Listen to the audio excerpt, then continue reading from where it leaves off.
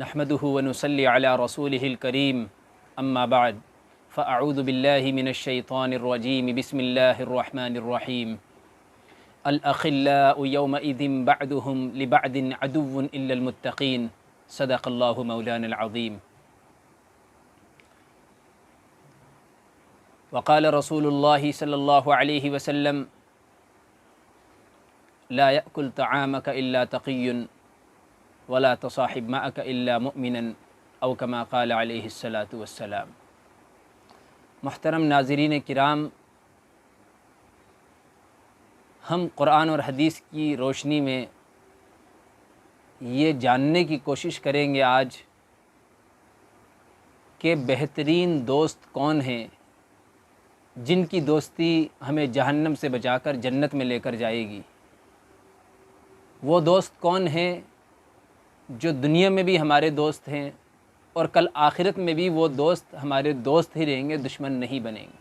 جیسا کہ ہم نے یہ قرآن کریم کی آیت کو ابھی سنا، جس میں سورہ زخرف کی اس آیت میں اللہ تبارک و تعالیٰ یہ ارشاد فرماتے ہیں الاخلاء یومئذ بعضهم لبعض عدو الا المتقین۔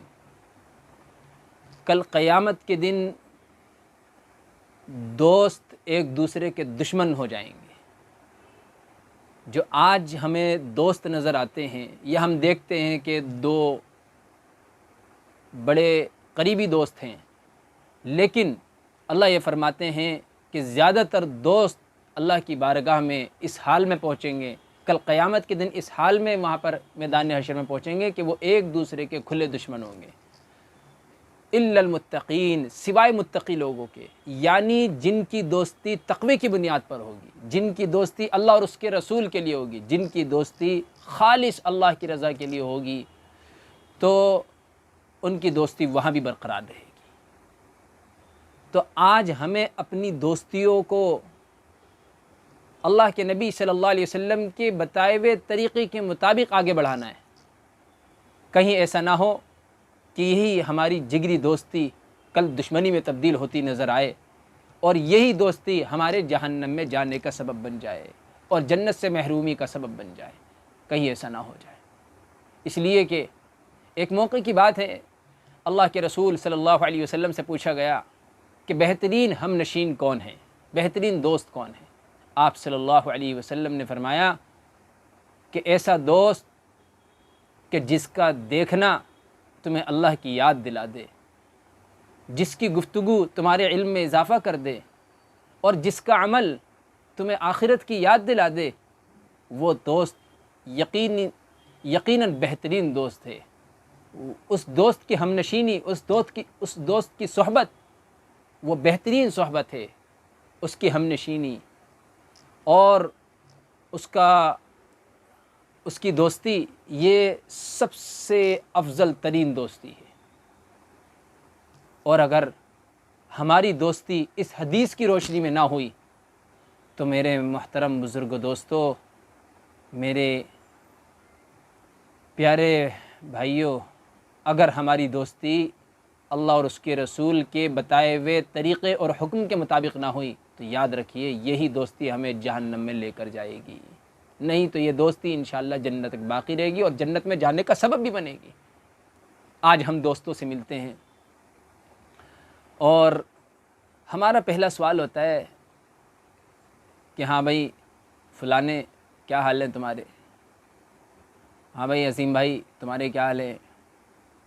ہاں بھائی عبد الکریم بھائی آپ کیسے ہیں؟ ہاں بھائی فلاں تمہارے حال کیسے ہیں؟ دوسرا سوال ہوتا ہے کہ اور بھائی کاروبار کیسا چل رہا ہے؟ اور سامنے والے کا جواب، جو ہمارا دوست ہے، اس کا جواب کیا ہوتا ہے؟ اس کا جواب ہوتا ہے کہ بھائی اوپر والے کا کرم ہے۔ اوپر کون بیٹھا ہے بھائی؟ آپ کی چھت پر کوئی بیٹھا ہے کیا؟ آپ کس کی طرف اشارہ کر رہے ہیں؟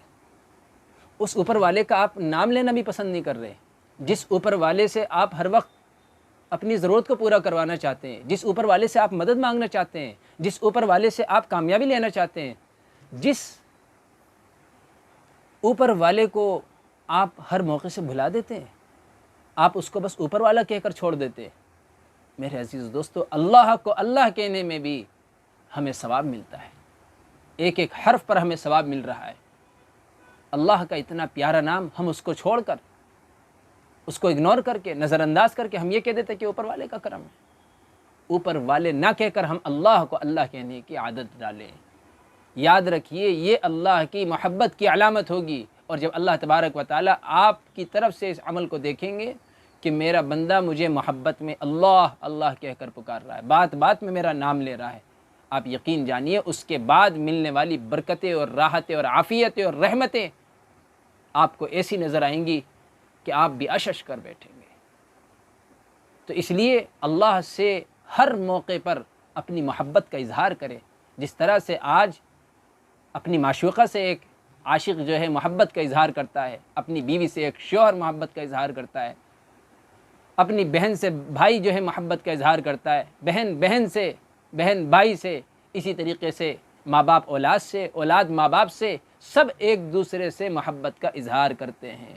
ہم بھی اللہ سے محبت کا اظہار کریں، اپنے عمل کے ذریعے سے، اپنی زبان کے ذریعے سے، اپنے حال کے ذریعے سے۔ جب تک ہم اللہ سے محبت کا اظہار نہیں کریں گے، یقین جانیے ہمارے دل میں اللہ کی محبت یقینی طور پر نہ پیدا ہو سکتی ہے، اور نہ ہی حقیقی طور پر صحیح معنی میں اللہ کی محبت ہمیں نصیب ہوگی۔ اور جب اللہ کی محبت ہمارے دل میں ہوگی تو یاد رکھیے، ہماری کسی بھی سے بھی دوستی وہ کسی غرض کی بنا پر نہیں ہوگی۔ آج ہماری دوستیاں صرف اور صرف غرض کی بنا پر ہے، مقصد کی بنا پر ہے۔ اگر وہ دوست کسی مجبوری اور معذوری کی وجہ سے کام نہ آ سکا، ہم اس کو برا بھلا کہنا شروع کر دیتے ہیں۔ ہم آج دوست ایسے شخص کو بنانے کی کوشش کرتے ہیں کہ جس سے ہمیں مالی فائدہ پہنچ جائے، آڑے وقت میں جو ہمارے کام آ جائے، اور جو غریب ہو، جو نیچے طبقے کا ہو، جو کمزور ہو، ہم اس کو دوست بنانا پسند نہیں کرتے۔ آخر ایسا کیوں ہے؟ جبکہ اللہ کے نبی صلی اللہ علیہ وسلم نے فرمایا فَإِنَّمَا تُنصَرُونَ وَتُرْزَقُونَ بِضُعَفَائِكُمْ۔ اللہ کے نبی صلی اللہ علیہ وسلم فرماتے ہیں کہ تم کو جو رزق دیا جاتا ہے، تمہاری جو مدد کی جاتی ہے، وجہ یہ کمزور لوگ ہیں، یہ ضعیف لوگ ہیں۔ اللہ کے نبی صلی اللہ علیہ وسلم نے مسکینوں سے محبت کی ہے۔ آپ صلی اللہ علیہ وسلم نے غربا سے، مساکین سے، فقراء سے، دبے کچلے لوگوں سے، کمزور لوگوں سے، ضعفاء سے آپ صلی اللہ علیہ وسلم نے محبت کا اظہار کیا، اس کے لیے دعائیں کی ہیں۔ اللہم احیینی مسکینا وتوفنی مسکینا واحشرنی فی زمرۃ المساکین۔ آپ نے ان میں زندہ رہنا، ان میں ہی وفات پانا، اور ان کے ساتھ کل قیامت کے دن حشر کا ہو جانا، اس کے لیے دعا فرمائی ہے۔ پھر ہمارے لیے جو آسانیاں، راحتیں اور عافیتیں اس دنیا کے اندر آتی ہیں، نبی فرماتے ہیں کہ وجہ یہ غریب لوگ ہیں، یہ کمزور لوگ ہیں، یہ ضعیف لوگ ہیں، یہ بیمار لوگ ہیں، یہ دبے کچلے لوگ ہیں، ان کی وجہ سے تمہاری بھی مدد کی جاتی ہے، اور ہم جو ہے انہی کو بھول جاتے ہیں۔ ہم ان کو قریب رکھنا پسند نہیں کرتے، ان سے دوستی رکھنا پسند نہیں کرتے، ہم ان سے محبت نہیں کرتے۔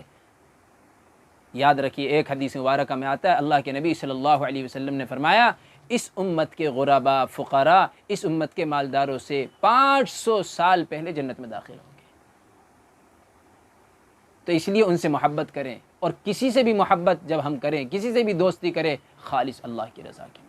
کہیں ایسا نہ ہو کل قیامت کے دن ہمیں یہ کہنا پڑے، یا ویلتا لیتنی لم اتخذ فلانا خلیلا، کاش میں نے اسے دوست نہ بنایا ہوتا، ہائے میری بربادی، کاش میں نے اسے دوست نہ بنایا ہوتا۔ کل قیامت کے دن اپنے دوست کی دوستی پر آپ کو افسوس نہ ہو رہا ہو، ایسا حال نہ ہو جائے۔ اس لیے اس دن افسوس کرنے سے بہتر ہے آج ہم اپنی دوستی کو بہتر کریں، اور جن سے ہم دوستی کریں ان کو ہم نماز کی بھی تاکید کرتے رہیں، نیک اعمال کی تاکید کرتے رہیں، اعمال صالحہ کی تاکید کرتے رہیں، خود بھی عمل صالح کرتے رہیں، اور ان کو بھی عمل صالحہ کی طرف بلاتے رہیں۔ جب ہم یہ کریں گے تو انشاءاللہ اللہ تبارک و تعالی ہماری دوستی سے خوش ہوں گے، اور یہ دوستی انشاءاللہ تقوی کی بنیاد پر اللہ کی بارگاہ میں قبول ہو جائے گی۔ اللہ تبارک و تعالی ہمیں قرآن اور حدیث کی روشنی میں، اپنے ارشادات کی روشنی میں، نبی علیہ الصلاۃ والسلام کے ارشادات کی روشنی میں آپس میں ایک دوسرے سے تعلق قائم کرنے کی اور قائم رکھنے کی اور دوستی رکھنے کی اور بڑھانے کی توفیق نصیب فرمائے۔ وآخر دعوانا الحمد للہ رب العالمین۔